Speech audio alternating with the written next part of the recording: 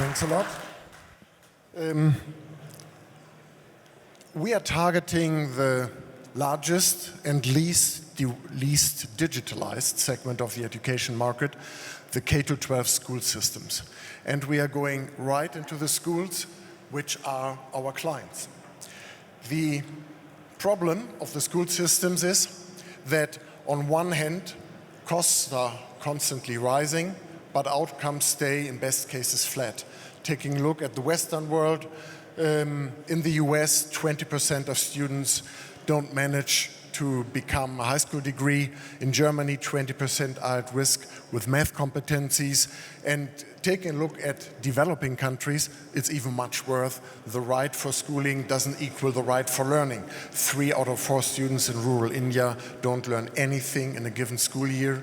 And in South Africa, for instance, 60% of students finish school without a degree. A root cause for that is the lack of qualified teachers. In Germany, for instance, 50% of teachers will retire in the next year, and there's no reason to believe that the education of teachers themselves will fill the gap.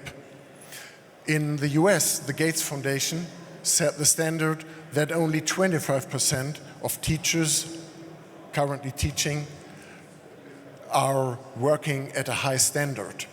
And taking a look at developing countries, in South Africa, around 50% of the teachers aren't able to do the math their 13-year-old students are supposed to do.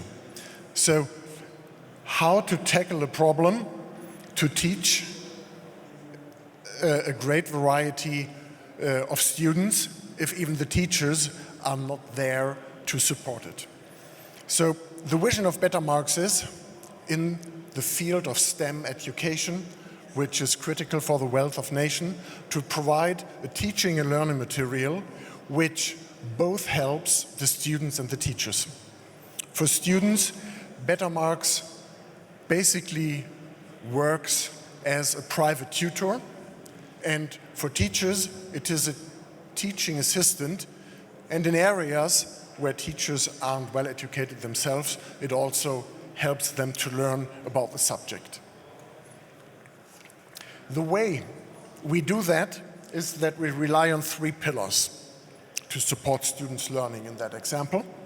The first pillar is a complete content coverage, and that has to happen on one hand in a granularity that each capacity, each student learning level is met in every lesson, and on the other hand, in a variety of exercise types which support and enable problem-solving capabilities instead of just drilling routines. The second pillar is that the interaction tools have to support the creativity of the thinking process of students. So basically think of a white sheet of paper. Every mistake is possible. And then, other than a white sheet of paper, Bettermarks detects the input and is able to give didactically relevant feedback, hints, and detailed explanations at every exercise step. So the correctness rate at the second tries, when the first try was a mistake, is 70% with Bettermarks. Let me show you a quick video. Can you put up the sound? Sound up, please.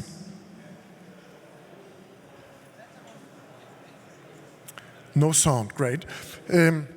What you see is that the student can input, they see the glossary if they have missed the lesson. They can take a look at the textbook, which is of course all our IP, to get a first impression. And then they are able, with the various interaction tools, to do the same as on a white sheet of paper. It is not just multiple choice. It is all the exercises, all the capabilities you have to apply which are needed in math.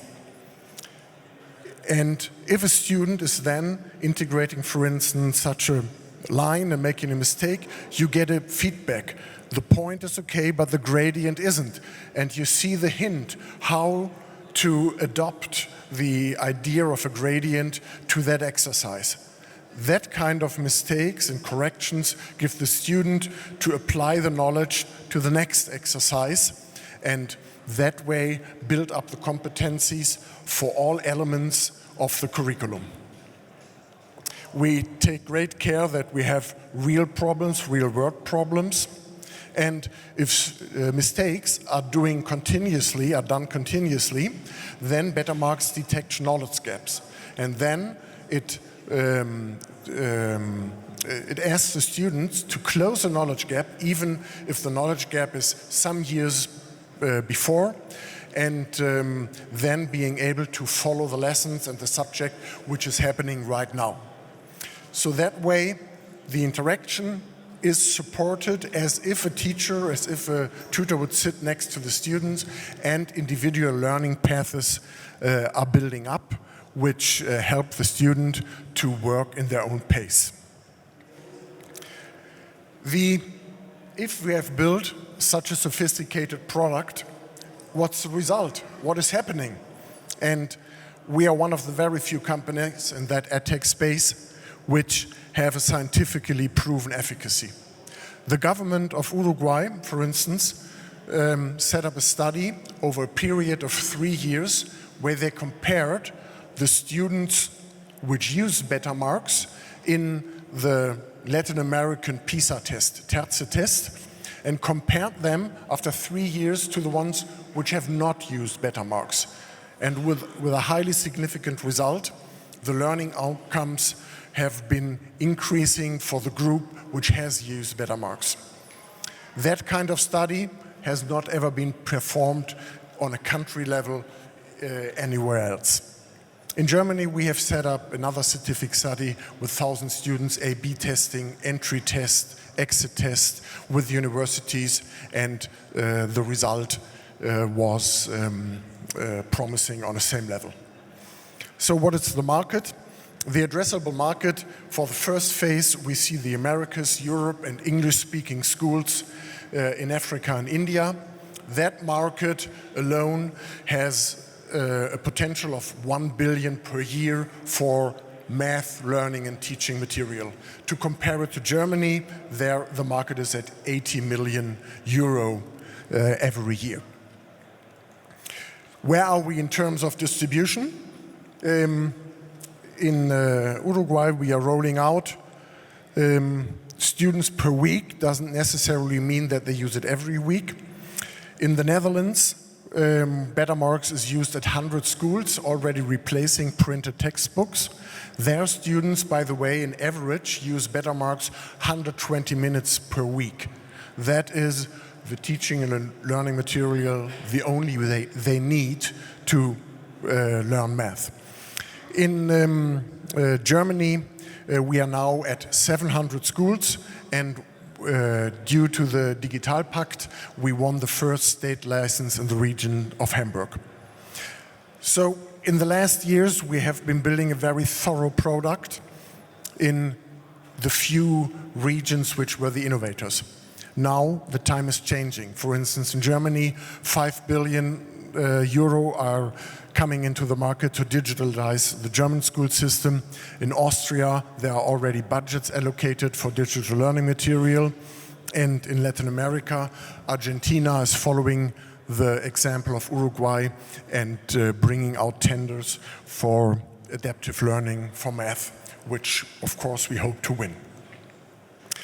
Now, as we have built the thorough approach for state-of-the-art technology, deep content, proven efficacy, and working distribution channels, now it's the right point for us to scale as the market is waking up and more governments are starting to invest in the digitalization of the school systems. And the question of lifting the knowledge is the question of the wealth of nations. And there is no other way than bringing technology into the schools, and adaptive learning systems are the weapon of choice to be able to lift the knowledge on a broad scale. Additionally, we have the platform and processes in place to efficiently work with partners. We can't match to every education system.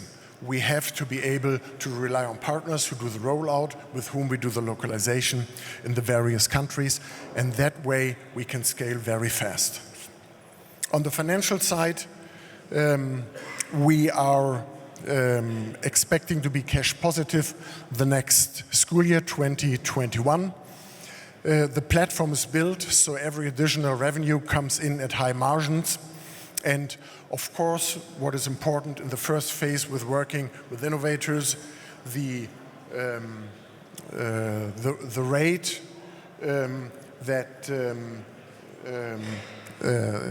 that's paying schools are renewing their contracts, that rate is much over 90%. Of course, the same also with countries where we're working in. So our journey just starts, and we'd be glad if you share it. Thanks a lot.